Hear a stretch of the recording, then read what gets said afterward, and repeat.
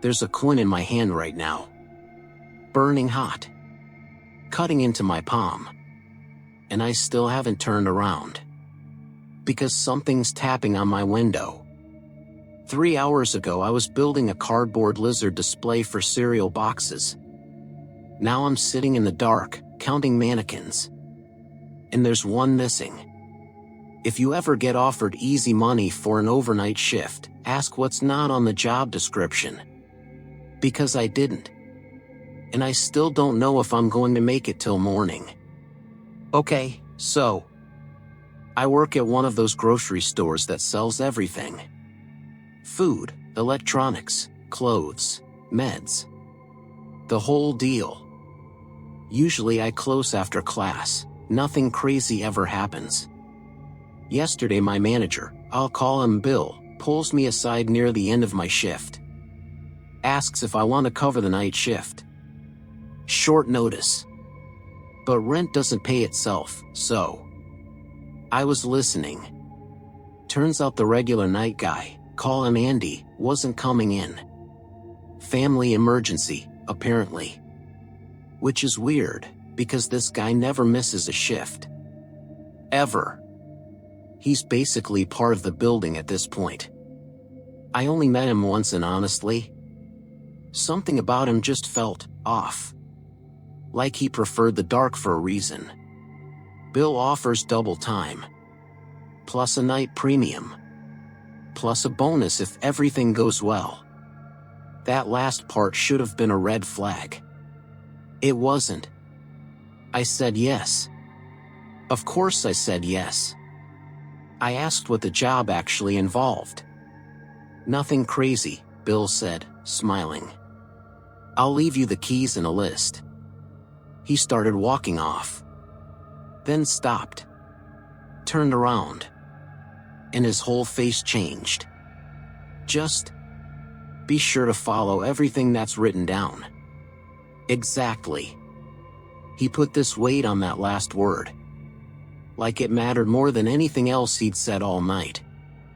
I nodded and went back to unloading pallets, because what else was I supposed to do? Argue with my paycheck? The job's simple, usually.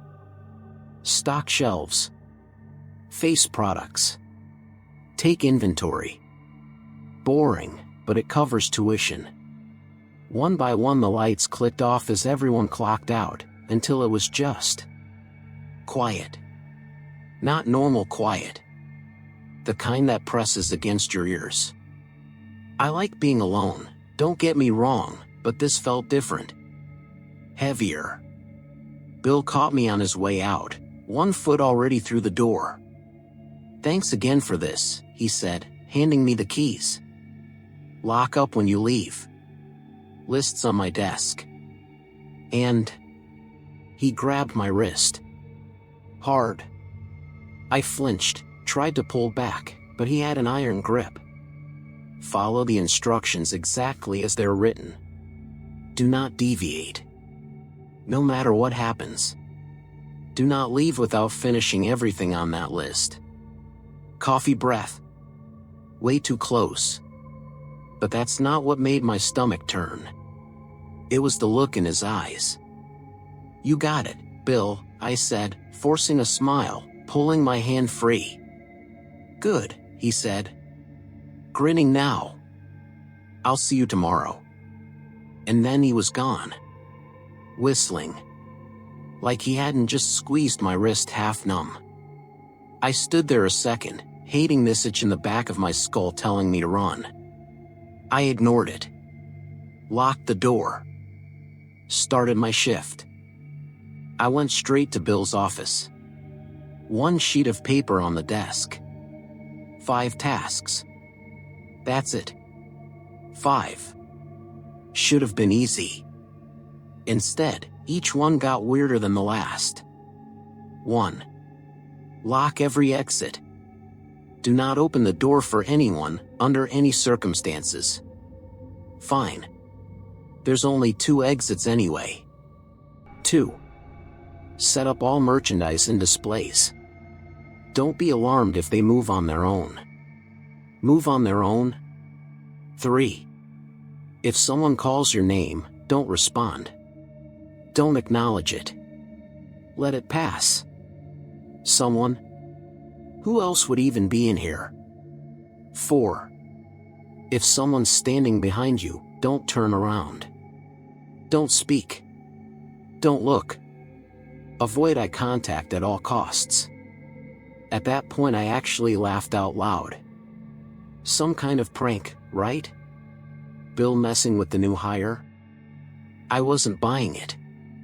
5. Once everything's done, walk backward out of the building while reciting the words on the coin. Do not leave without doing this. Underlined. In red. And sure enough, there it was. A coin. Gold. Old. Way too heavy for its size. Engraved words I could barely make out. Malum non sequitur. This is complete bullshit, I said, laughing, crumpling the list, tossing it in the trash.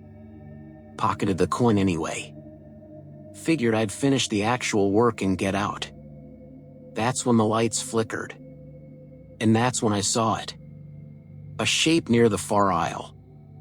Long hair. No real face that I could make out. Just watching me. Hello? Nothing. I grabbed a flashlight, hands already sweating, and swept the beam across the store. Nobody there. Checked both exits, still locked. Checked the cameras in Bill's office. I was alone. Just me, on the feed. I told myself it was nerves. My imagination playing catch-up with a stupid list. For the next few hours I stocked shelves with this itch crawling out my spine. That feeling of being watched. Turn around, nothing. Turn back, nothing. Just that voice in my head going, what if? Then I started the displays. Mannequins needed dressing. One was already half-dressed. Bill must have started it, and it looked familiar. Too familiar. Like Andy, actually. I shook that off too. A bang on the storefront window nearly stopped my heart. A man outside. Ragged clothes, long hair over his face, holding a shivering little dog against his chest. Food, he asked. Smiling. I felt terrible. Told him to wait, grabbed a bag of groceries, ready to help. Bill could dock my pay. I didn't care. But right as I reached for the lock. Rule 1. Do not open the door. For anyone. That dread came crawling back. Actually. I can't, I said. Alarm's on. Sorry. I lied. I just wanted him to leave. His smile disappeared. Please, he said, grabbing the handle. Open the door. Open the door. Open the door. He slammed his head against the glass, over and over, same words on a loop, voice dropping into something inhuman. I fumbled for my phone to call the police, and when I looked up again, he was gone. No trace. Like he'd never been there at all. I told myself he got spooked. I told myself a lot of things that night. Back at the mannequins, I noticed it again, that resemblance to Andy. Weird coincidence, I figured. Just a weird coincidence. 5 mannequins in total. Pale. Realistic faces. Blank stares. One with long hair seemed to be watching the others from behind, and something about that felt wrong. I dressed them anyway. Kept working. Almost 2 a.m. now. Nearly done. Stomach growling, I grabbed a chocolate bar meant for that man's bag and tore into it. Last display, a 6-foot cardboard lizard for cereal boxes. I actually like building these. Snap the pieces together, watch it come to life. Then I heard my name. Whispered. Close. Rule 3. Don't respond. Let it pass. I didn't respond. I don't know why I followed that rule, maybe because everything else that night had already broken my sense of what was normal, but I did. I walked the store again, flashlight shaking in my hand. Found nothing. Went back to the display. And the mannequins had turned. Heads facing my direction. I know I set them forward. I finished my rounds anyway, telling myself I'd explain the mess to Bill in the morning. When I passed the clothing section again, the mannequins were huddled together. Like they'd been mid-conversation and froze the second I walked in.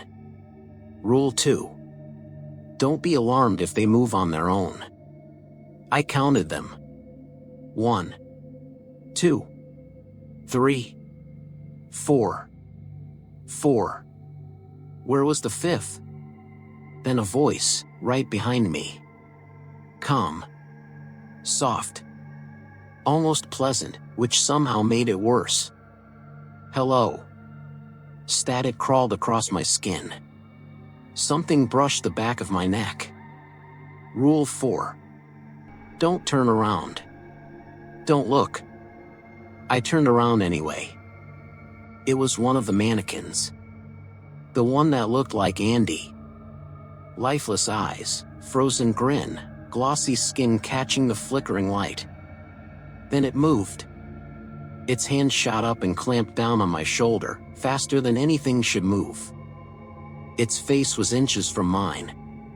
Breathing. Actually breathing. Cold air that smelled like plastic and something rotting underneath it. I don't remember deciding to run. My body just did it. I shoved past it, knocked it down, sprinted for the front doors, fighting every instinct to look back. I looked back anyway. All 5 of them, fixed on me now. Moving. Hands shaking, I dropped my keys twice trying to unlock the front door. They were closing in, joints creaking with every step. I gave up on the front, jumped the checkout counter, and ran deeper into the store instead, anywhere but standing still. I thought about Andy. About whether he knew. Whether he broke one rule too many and ended up one of them. I thought about Bill and how much he must have paid Andy to keep coming back to this. I didn't have time to think much more than that. I ended up crouched behind the pharmacy counter, phone dead to every signal, landlines giving nothing but static. Something in that building didn't want me calling out. I cried. I'm not going to pretend I didn't. I thought about my family. My dog. I thought I wasn't getting out. Then I remembered my phone still worked as an alarm. I wrapped it in my shirt, set a timer, and threw it as far across the store as I could. It landed with a crash near the front. It worked. Their heads turned first, then their bodies, shuffling toward the noise. I moved the second they did, aisle to aisle, display to display, all the way to the loading dock.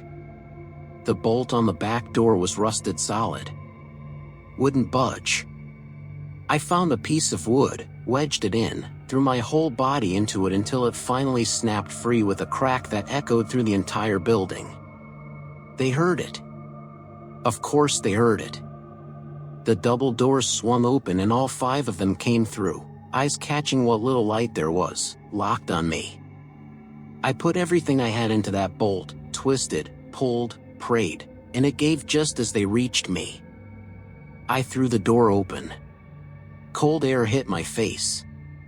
For 1 second, I thought I was free. Then plastic fingers closed around my arm and yanked me back inside. I don't have words for what that felt like. Twisted arms holding me in place, lifting me off the ground, turning me to face them. I screamed. I begged. I planted my feet against something solid and pushed with everything left in me, until I felt their limbs give way, and I hit the pavement outside. They stood in the doorway. Watching. Like they couldn't cross the line themselves. For 1 second. I actually believed that one. Then the one that looked like Andy stepped through the threshold anyway. I didn't wait to see what happened next. I ran. I didn't stop running until I was home. I told myself it was a prank the whole way back. An elaborate, sick prank. I needed it to be that. But lying in bed, I couldn't stop thinking about the last rule on that list. Walk backward out of the building, reciting the words on the coin. Do not leave without doing so. I never said the words. I looked up the translation after everything happened. Malum non sequitur. Evil does not follow. I looked out my window a few minutes ago. They're at the tree lean. Watching. They know where I am. The coin's in my hand right now. Burning. I'm gripping it so hard it's cutting into my skin, and somehow that pain is the only thing keeping me steady. Something just tapped on my window. I haven't turned around yet. I just want to sit here a little while longer.